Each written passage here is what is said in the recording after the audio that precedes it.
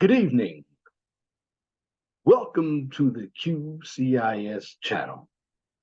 On this channel, get a daily dose of science, technology, engineering, and math. And tonight, I'm going to get into another surveying type problem where we're going to do what we call weighted averages.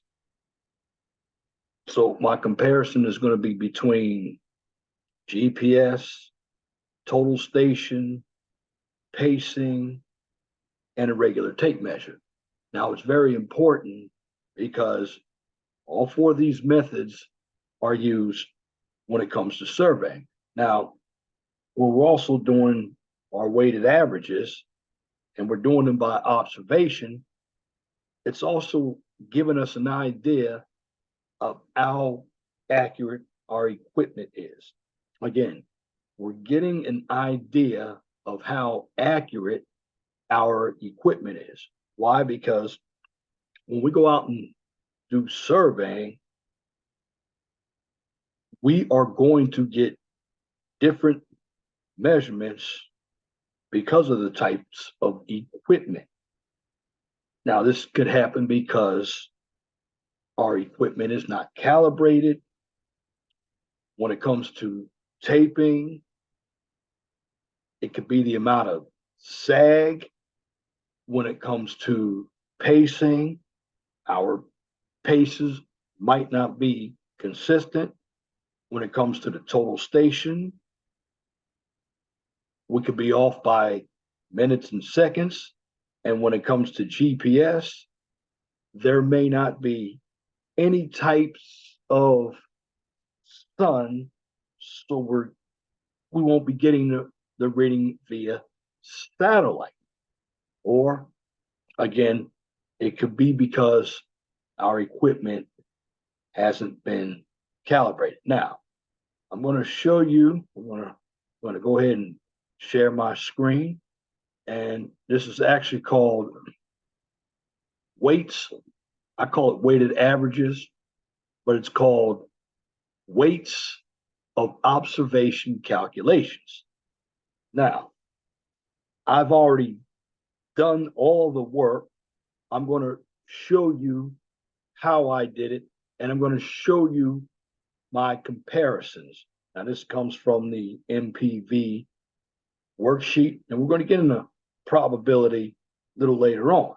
Now, the problem says weights of observation calculations. Now, we have to calculate the following: the weighted mean. That means we're dealing with two distances. We're dealing with distances between two control points. Of course, this was done on the campus of Vincennes University.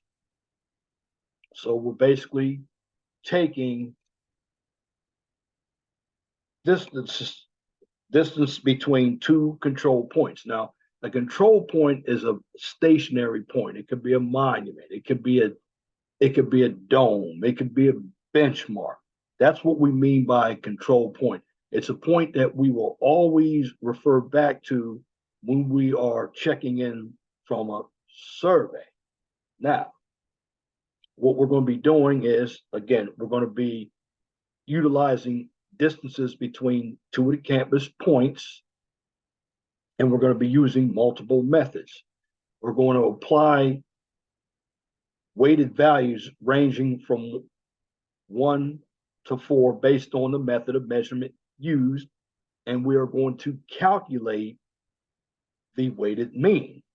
Now, the first row of data comes from the worksheet. And what we did when we did pacing. Now, if you look at all four of the methods used, you see that the distances are a little different. So when we did pacing, we had 510 feet. When we utilized the tape measure, we had 499.86 feet. When we utilized the total station, we had 500.177 feet. And then when we used GPS, we had 499 0.967. And then 4 different methods here.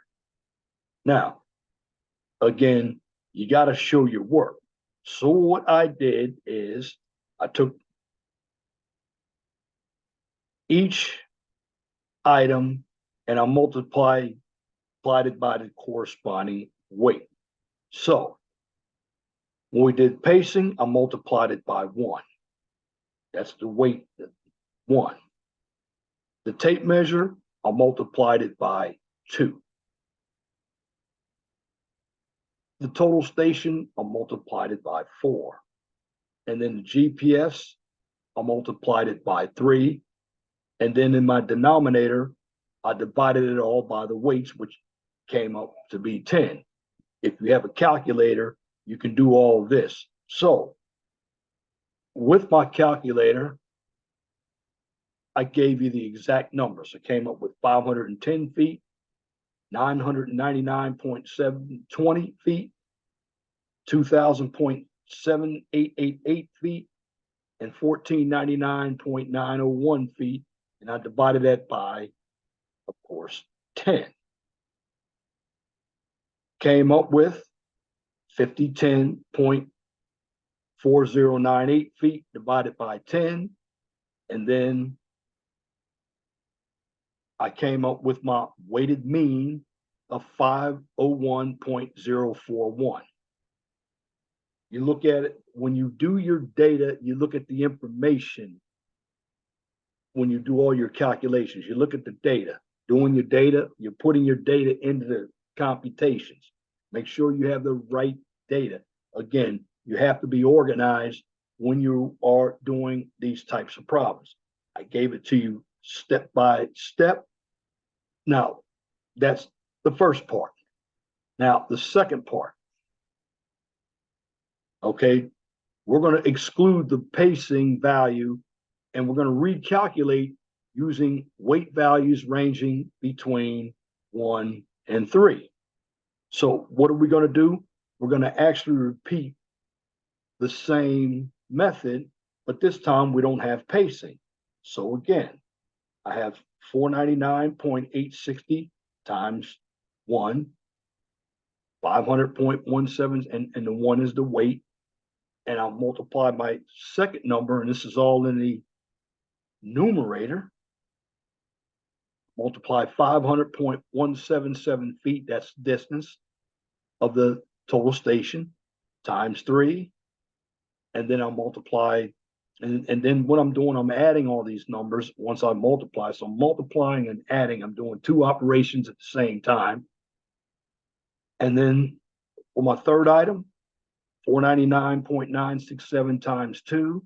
And then I'm dividing everything by 6. Moving down to the next line, here are all the numbers as a result of the multiplication.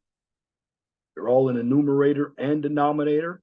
And then when I complete the math, the addition, this is what I get, 3,000.325 feet divided by 6. And I came up with 500.54. That's your weighted mean. Now, that number is pretty close to what I had on the first line. So if we were dealing with error, we would be off roughly a foot. Now, after that, this is called the weighted adjustment. So we have angles down here. So what's happening is this is almost like the traversing problem that I showed you all last night. Or we take all of our angles and add them up. And what happens? We are what we call 40 seconds off. So we have our weights, we add them all up. And then we have our corrections. We add them all up. And then we have our numeric corrections. And then our rounded corrections. So what do we do? Well, very, very, very, very simple.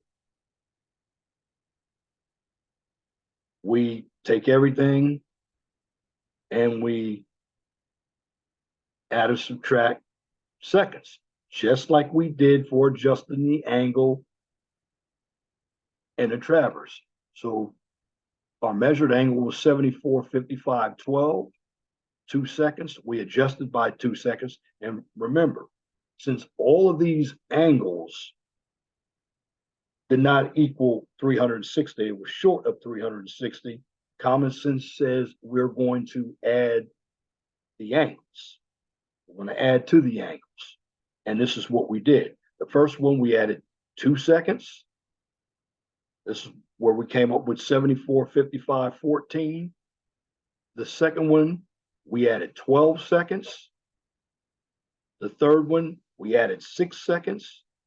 And the fourth one, we added 20 seconds. Now, remember, once we total everything up, we have corrected the error. And that's the basis for all of this error propagation and the MPV, which is the multi-propagation value. Get more than that later on too. Now, once we look at everything, we come up 20x equals 40.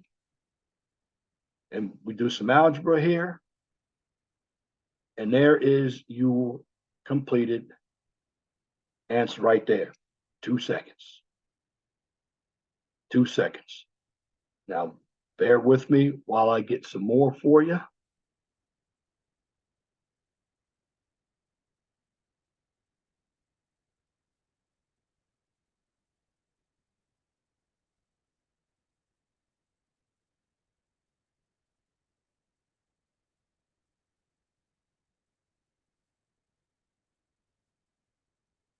What I'm going to do, I'm going to go, and we're actually going to do the PowerPoint here. This is, if you have the book, GHILANI's book, it's in chapter 3. And again, when we do weights of observations, some observations are more precise than others. So we'll want to add more weight on these. The reasons why, again, improved techniques, superior field, observations, better equipment. Now, the higher the precision and the smaller the variance of an observation, the closer it is held to its true value. So for this reason, some observations should be considered more important or have more value than others. This value is designated as a weight. Now, the higher the value, the higher the weight number assigned to an observation. So observations with low weight will get the most adjustment. Again, applying the means or averages. This is exactly what we did in the problem. Here they're using the tape, GPS, twice, total stations. So what we have here are 4 observations of a distance, and it's recorded. The distances are recorded right in this chart: 482.16, 482.17, 482.20, and 482.18.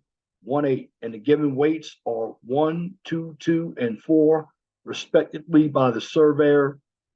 What we have to do is determine the mean, the weighted mean, or call it the weighted average. So just as you saw the problem that I did, I'm just giving it to you in the PowerPoint.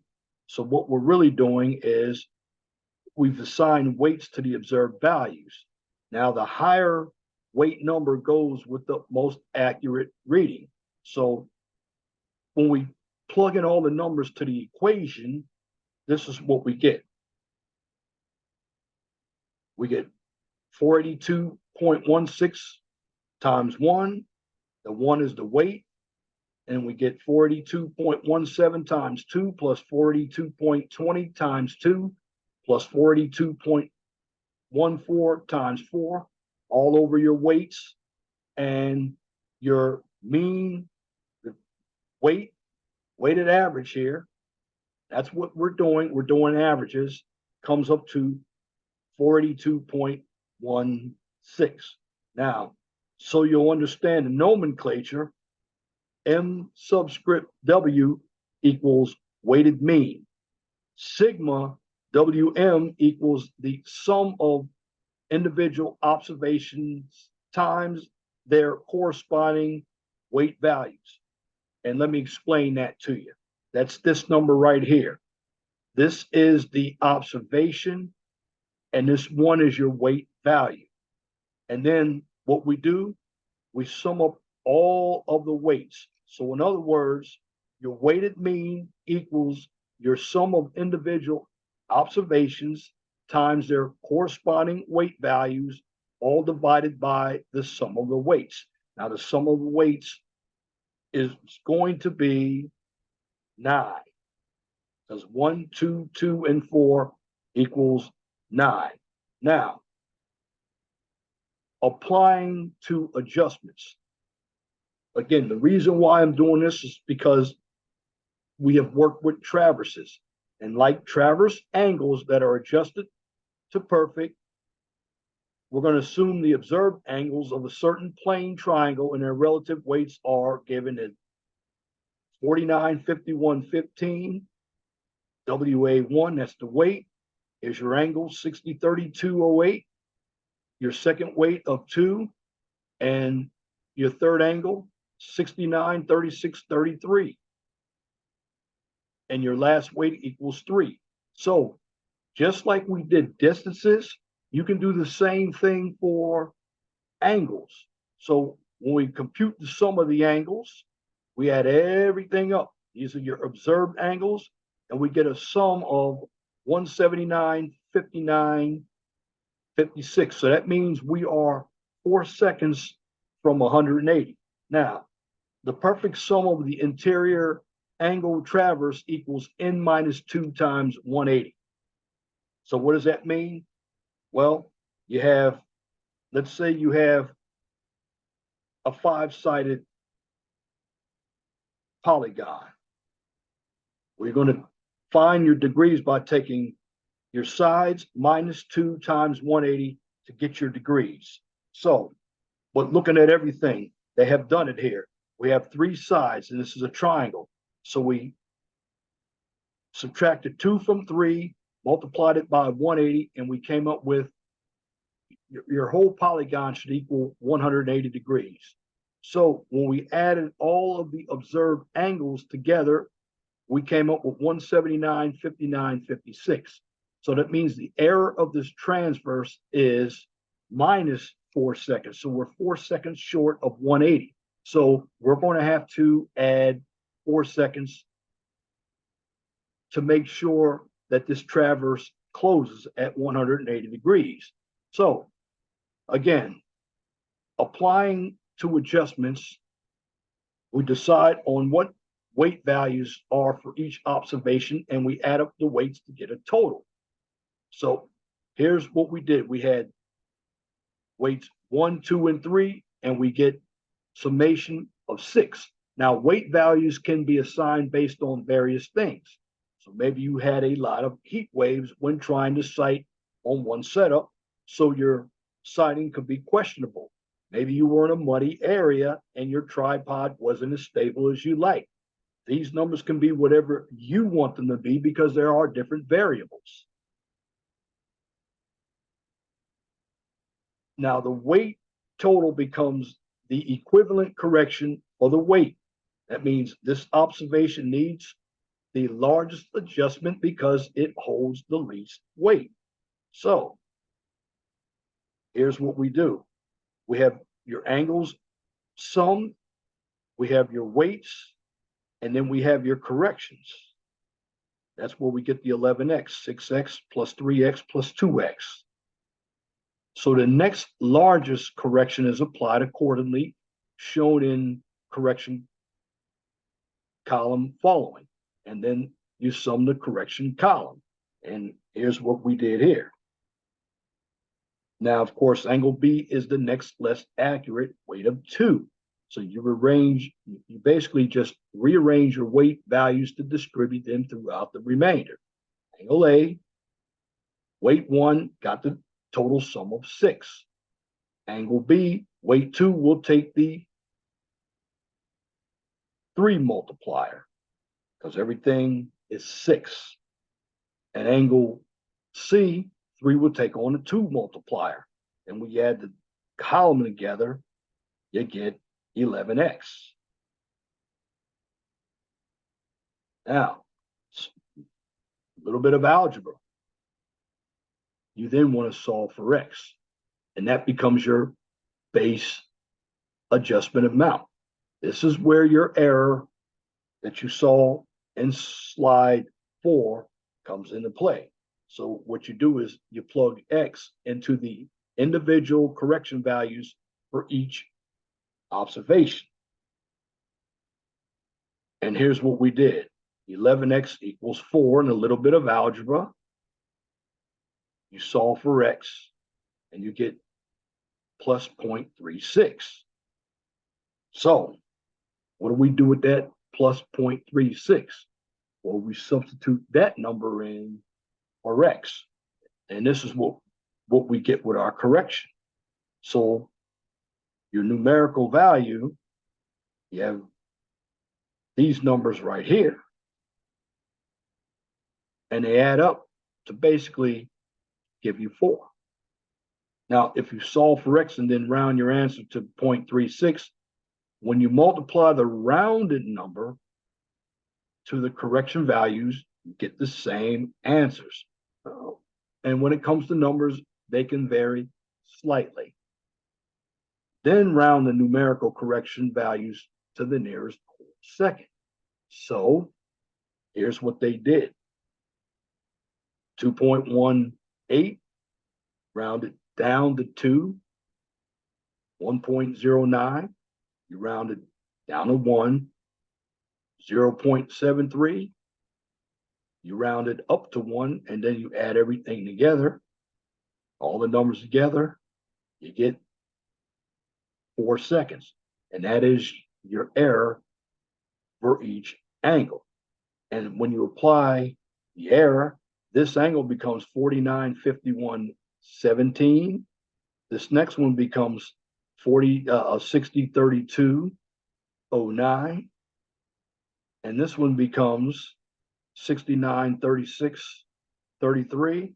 And we add all of these angles up after the correction, you will get 180 degrees. And here's exactly what happened. You see the adjustment for each angle?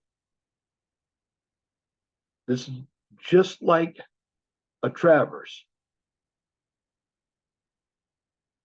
All I'm doing is making sure we have our error corrected.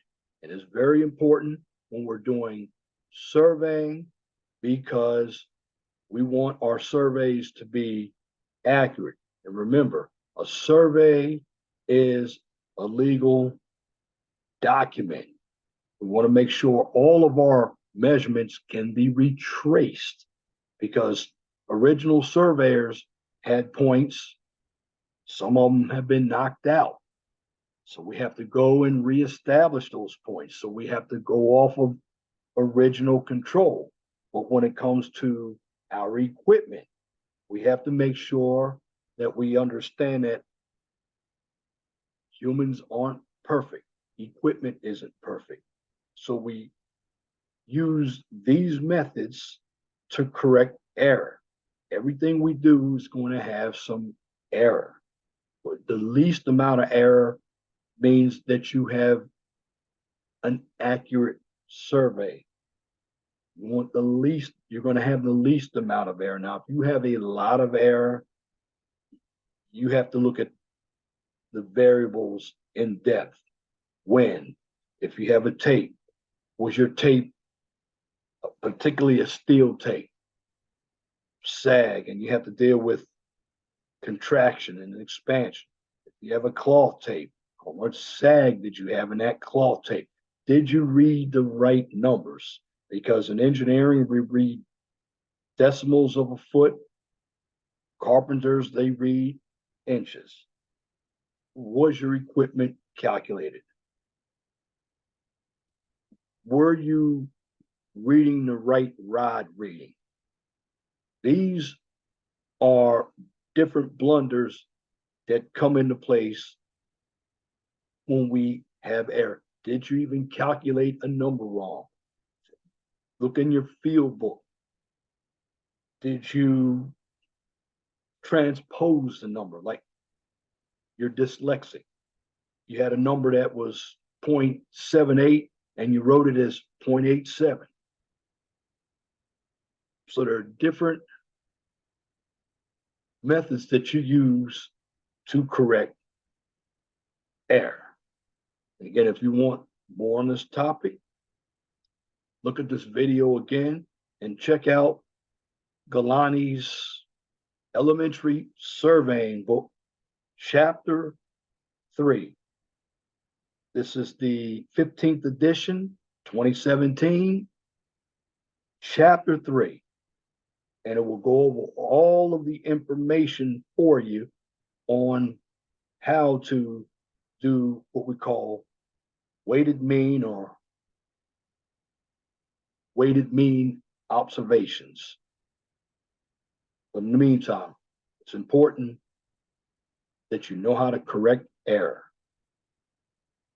because even surveyors make mistakes, because we are human. And that concludes this topic on weighted mean observations or average. If you like what I just presented, please comment, share, and subscribe. And if you're looking for some political and some social content, check out my main channel or 411 Talk Zone radio show channel. Now, if you can't find the 411 Talk Zone radio show channel or the QCIS channel on YouTube, you can check both of those channels out on my Twitter page. Now, for the QCIS channel, I take it one step further since it is an educational channel. Also find the QCIS channel on my LinkedIn page. And once again, thank you for viewing and listening to this content on the QCIS channel. On this channel, you get a daily dose of science, technology, engineering, and math. Till next time, my name is Leon Jones. I want you all to have a wonderful and gracious evening.